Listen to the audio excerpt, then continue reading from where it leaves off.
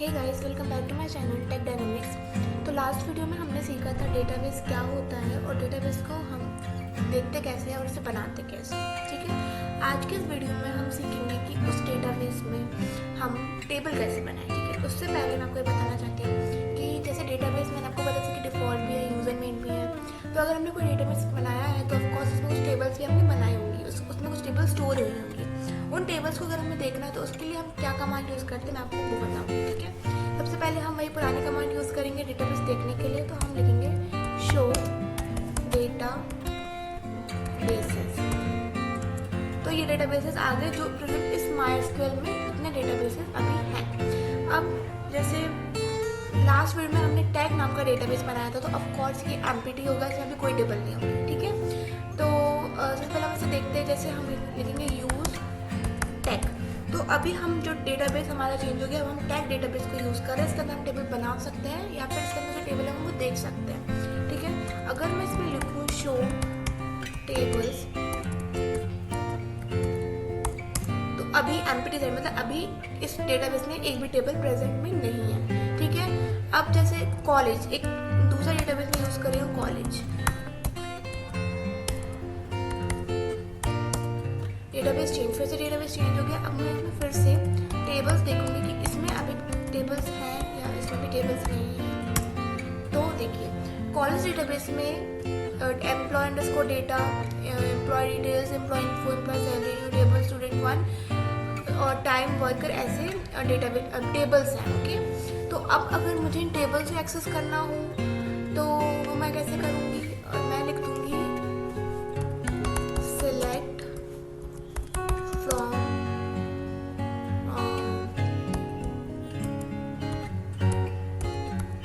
Worker. तो ये पूरी टेबल बन गई आगे। ठीक है, ये टेबल हमने बनाना सीखेंगे।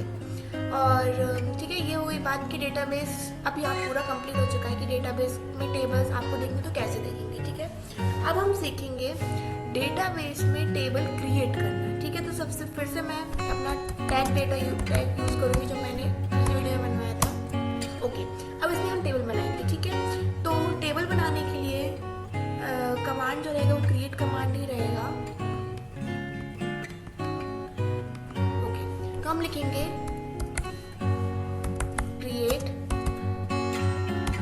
टेबल, एक छोटी सी टेबल बनाएंगे स्टूडेंट नाम की, जिसमें सिर्फ इसका नेम और एज, नेम, रोल नंबर, बस इतना रहेगा। ओके, तो सिर्फ इतना, या फिर हम 3 एट्रीब्यूट्स ले लेते हैं, नेम, रोल नंबर और एज।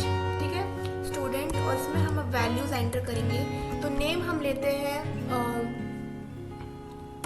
नेम लेंगे हम कैर में नेम स्टोर रहेगा 10, उसकी हम लिमिट रखते हैं। उसके बाद हम लेते हैं एज। तो एज एसक्यूएल में एज वो इंट नंबर्स में लेता है, इसमें एज वो इंट में लेता है। ठीक है, तो इंट में हम लिखेंगे 5 लिख देती हूँ। इसके बाद name, age and roll number. तो रोल नंबर हम लिख देते हैं अगेन इंट में, बस नेम, एज एंड रोल, और उसे हम एंटर करते हैं। ओके, तो हमारी टेबल बन चुकी है। ठीक है, अब टेबल का अगर हम स्कीमा देखें, स्कीमा बेसिकली उसका स्ट्रक्चर होता है। ठीक है, स्ट्रक्चर देखने के लिए हम डिस्क्राइब कमांड का यूज़ करते हैं, DESC, डिस्क्राइब स्टूडेंट। तो उससे हमें उस टेबल का स्कीमा दिख जाता है। जैसे मैं इसको लिखूंगी DESC डिस्क्राइब स्टूडेंट। ओके, तो ये हमें टेबल का स्कीमा दिख गया है। इसमें फील्ड मतलब एट्रीब्यूट्स जो होते हैं, कितने आपके टेबल में कॉलम्स हैं, name, age, roll number, 3 columns हैं। टाइप, तो नेम का जो टाइप है वो कैर है, मतलब जो नेम है वो कैर टाइप का है और उसकी लिमिट 10 है, मतलब वो 10 कैरेक्टर्स ही स्टोर कर सकते हैं। 11th कैरेक्टर अगर आपने स्टोर करवा दिया तो वो आपको एरर देने लगेगा। एज इंट में है, रोल नंबर भी इंट में है, और नल।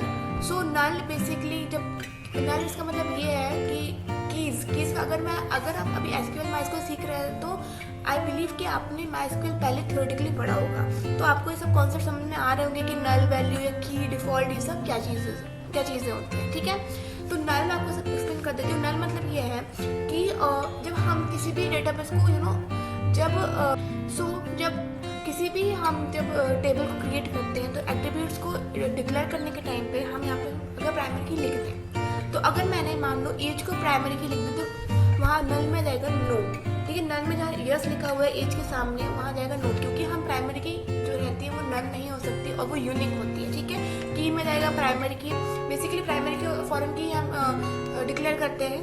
और डिफ़ॉल्ट मतलब ये कि अगर मैंने इंसर्शन के टाइम पे टेबल में जब हम वैल्यूज इंसर्ट करते हैं उस टाइम पे अगर मैंने कोई भी वैल्यू पर्टिकुलर वैल्यू देना नहीं दी तो वो जो हमने पहले जो वैल्यू है वो वही ले लेता है, ठीक है। जैसे एज मैंने डिफ़ॉल्ट रखी है 10 और जब इंसर्ट करने के टाइम पे मैं एज नहीं दे रही हूँ तो जब मैं उसे सिलेक्ट करूँगी, जब मैं पूरी टेबल देखूंगी तो उसमें एज डिफ़ॉल्ट में 10 सब में प्रिंट होती रहेगी, क्योंकि मैंने डिफ़ॉल्ट एज ही 10 रखी है, ठीक है।